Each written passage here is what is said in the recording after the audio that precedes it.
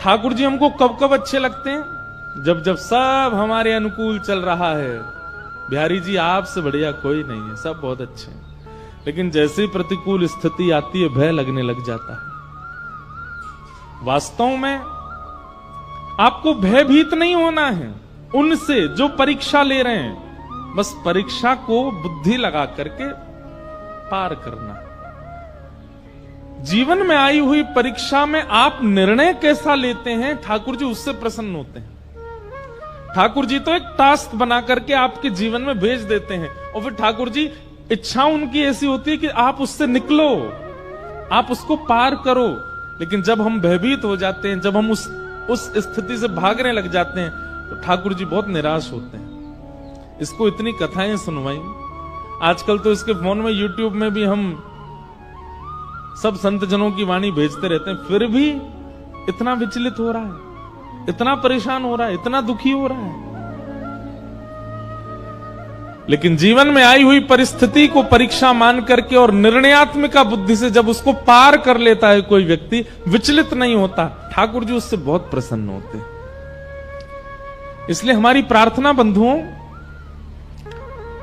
जब परीक्षा आती है, आती सबके है। मैं व्यास हूं, मेरे जीवन में नहीं आती होगी ऐसा नहीं है, सबके जीवन में आती है। पर उस परीक्षा के समय पर विश्वास मत तोड़िए ठाकुर जी पर। आप लोग, मुझे पता है कई लोगों की ऐसी ऐसी परिस्थिति होती है, कभी कभी एकांत में जब मैं सुनता हूं तो मैं खुद सोच में पड़ जाता हूं कि इस परिस्थिति से कैसे निकलेगा। लेकिन संसार में एक भी परिस्थिति ऐसी नहीं है जिससे एग्जिट पॉइंट ठाकुर जी ने ना बनाया, सबका। बस आप विचलित मत हो। किसी किसी की पहेली ज्यादा बड़ी है, किसी की छोटी है, पर सब पहेली का हल है। इसलिए विचलित मत होइए, बहुत शांत हृदय से, शांत बुद्धि से अपने निर्णय लीजिए और निकल पड़िए आगे।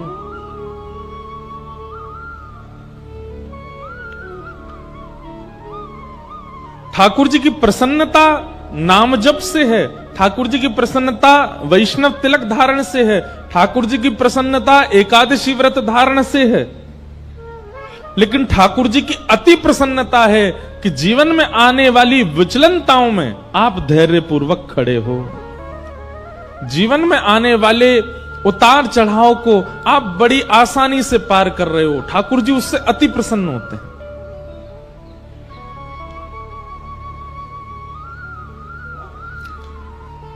द्रौपदी और पांडवों के प्रति जो ठाकुर जी का प्रेम है ना, वो इसीलिए है क्योंकि इतनी परिस्थितियां आई और पांडव टूटे नहीं, द्रौपदी टूटी नहीं। आज तो परीक्षा की पराकाष्ठा हो गई। बालक कितना प्रिय होता है मां को। बालक कभी अगर ऊधम मचाता है तो मां सबको डांट देती है, बोले इसको कुछ मत कहो, ये ऊधम करे मुझे बताओ, मैं इसको मारूं डांटू कुछ भी, और कोई इसको छुएगा नहीं।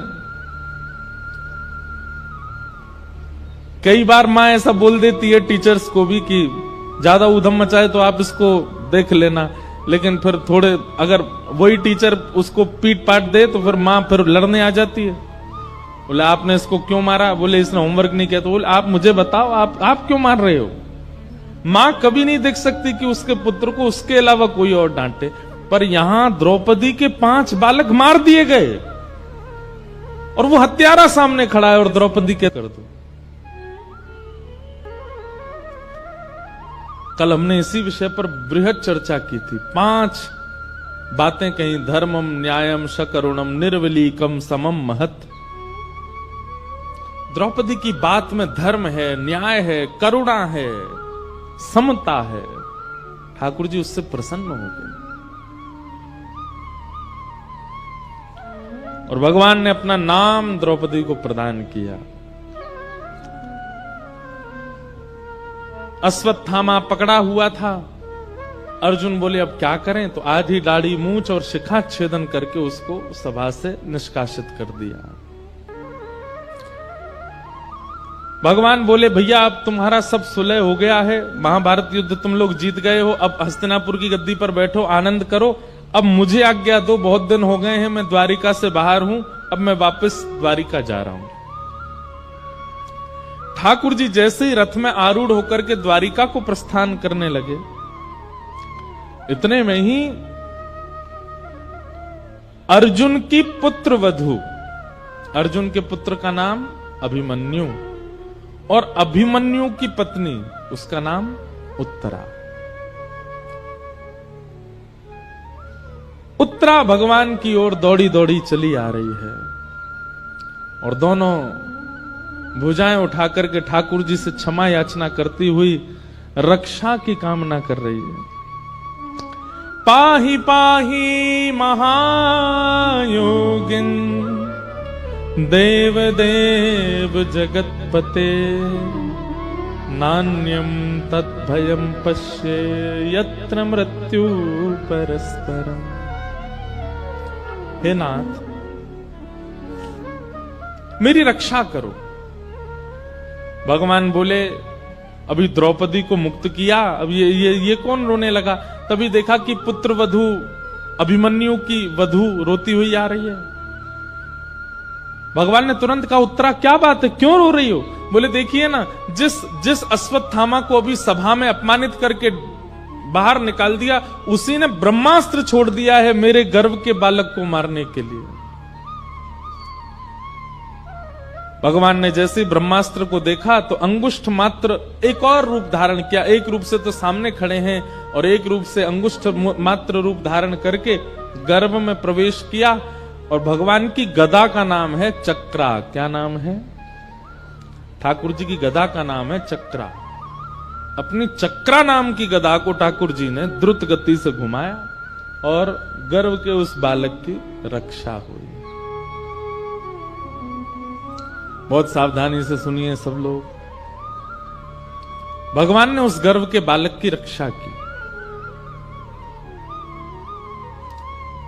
वही बालक भविष्य में परीक्षित हुए जो भागवत के श्रोता हैं।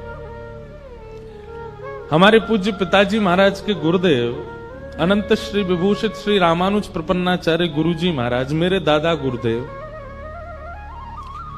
इतनी सुंदर बात कहते थे, इतनी पते की बात कहते थे। वो कहते थे कि इधर देख लो, सुन लो।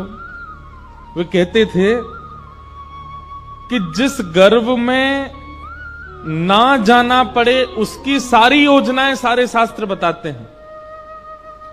भजन करो, नाम जप करो, पुण्य करो, सत्कर्म करो, कीर्तन करो, तिलक लगाओ, आदि आदि सब सत्क्रियाएं करो। क्यों? क्योंकि इन सब के करने से पुनर्जन्म न विद्यते, पुनर्जन्म नहीं होता, फिर एक ही जन्म में सब कट जाता है। हमारे पूज्य पिताजी महाराज के गुरुदेव कहते कि गर्भ में ना आना पड़े इसी की योजना भागवत जी बताती हैं, इसी की योजना मानस जी बताती हैं, इसी की योजना वाल्मीकि रामायण बताती हैं। और उसी गर्भ में ठाकुर जी ऐसे प्रवेश कर गए बिना कुछ विचार किए। आपको पता है जब मां के गर्भ में बालक होता है, श्रीमद् भागवत के तृतीय स्कंद में कपिल विभूति संवाद में जंतु स्तुति है। वहां पर भगवान कहते हैं कि नरक से भी ज्यादा कष्टदायी होता है मातृ गर्भ। कभी आपको अवसर लगे, हमने एक कथा की थी नासिक में 1 महीना की, उस कथा में आप लोग सुनिएगा। वहां कपिल विभूति संवाद हमने विस्तार से कहा था। तब वहां ये स्तुति गाई थी कि गर्भ का बालक जो स्तुति गाता है वो स्तुति कैसे करता है। गर्भ के बालक की इतनी भयावह परिस्थिति होती है, जरा सी दुर्गंध आ जाए तो हमसे बैठ पाना मुश्किल होता है, लेकिन मलमूत्र के भरे हुए एक टब में वो बालक उल्टा पड़ा ही रहता है 9 महीने तक। और ऐसा कहते हैं कि उसकी जो त्वचा होती है वो इतनी कोमल होती है और मां के पेट के जीवाणु धीमे धीमे उसको काटते हैं, कभी कभी इतनी पीड़ा देते हैं। जब 7वें महीने में बालक आ जाता है ना, तो भगवान से हाथ जोड़ता है, हे विधाता मुझे यहां से निकालो कैसे भी, मैं बहुत परेशान हूं। भगवान कहते हैं जन्म लेके तुम वही सब करोगे, उल्टे सीधे काम, छल कपट बाजी, खाना पीना, मदिरा उड़ाना, ये सब की करो। बोले आपको सौगंध खा के कह रहा हूं, इतना भजन करूंगा कि दोबारा यहां ना आना पड़े मुझे। लेकिन जैसे ही जन्म लेता है, पहचानना प्रारंभ करता है, ये बुआ है, ये फूफा है, ये चाचा हैं, ये चाची हैं, ये दादी हैं, ये दादा हैं, ये पत्नी है, ये बच्चे हैं, धीरे धीरे भूल जाता है ठाकुर जी को दिया हुआ वचन। बीच बीच में ठाकुर जी संदेशा भिजवाते हैं गुरुजनों के द्वारा, हाँ भाई कथा सुन लो, ये सब क्या सुनना हमको। और फिर से उसी गर्भ में जाने की पूरी योजना बना लेता है, क्रियाओं को खराब करके, स्वभाव को गंदा करके, दूसरों के साथ छल कपट करके क्या करते हैं हम, पुनर्गर्भ में आने की सारी योजना बनाते हैं। और सुनिए, कर्म के अनुसार पुनर्गर्भ मिलेगा तो कई लोगों को लगता है इसमें क्या बुराई है, ठीक है हम फिर से जन्म ले लेंगे, लेकिन कहां मिलेगा ये तो नहीं पता ना। हो सकता है मानव के गर्भ में नहीं गए, कुकर सूकर के गर्भ में गए, तो मानव तो फिर भी बहुत सदा हुआ भोजन करता है, वो लोग तो कुछ भी खा लेते हैं, और वो जो खाते हैं वो सब बालक को पीड़ा देते हैं भीतर। कई बार तो आपको विश्वास नहीं होगा,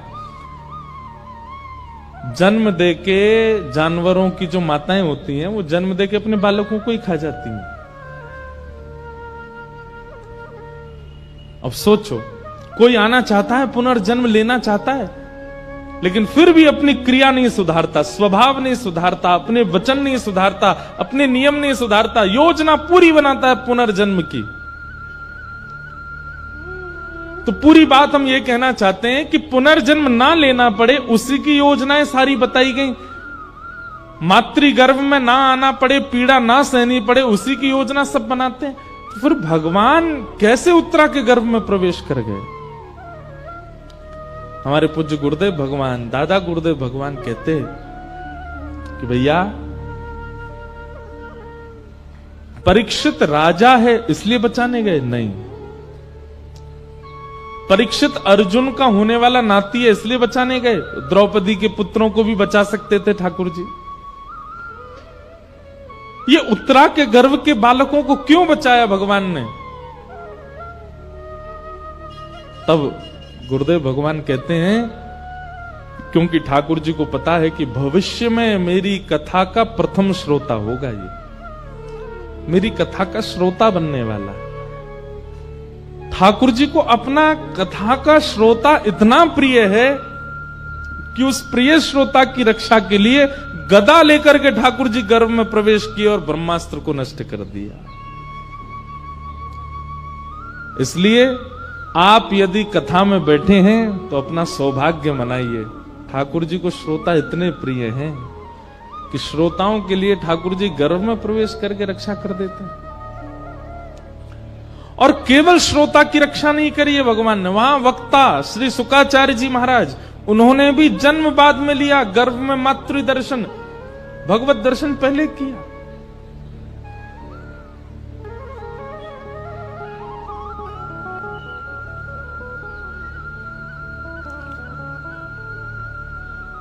भगवान ने उत्तरा के गर्भ में प्रवेश करके उनके बालक की रक्षा की, और रक्षा करने के पश्चात भगवान बोले अब सब मंगल है, ब्रह्मास्त्र नष्ट हो गया आकाश में, अब हम चलें। तो कुंती स्तुति गाने लगी भगवान की। कुंती ने बहुत सुंदर स्तुति गाई। कुंती कहती हैं, नमस्ये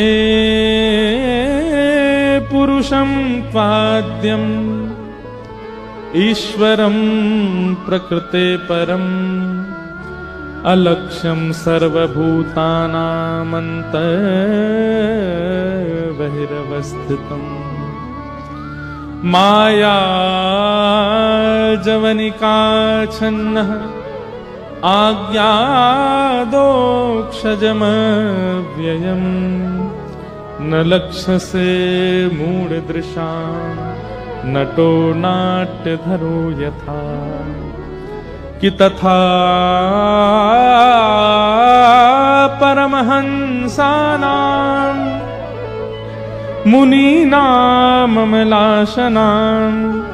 भक्तियोग विधानार्थं कथं पश्येम हि स्त्रियः।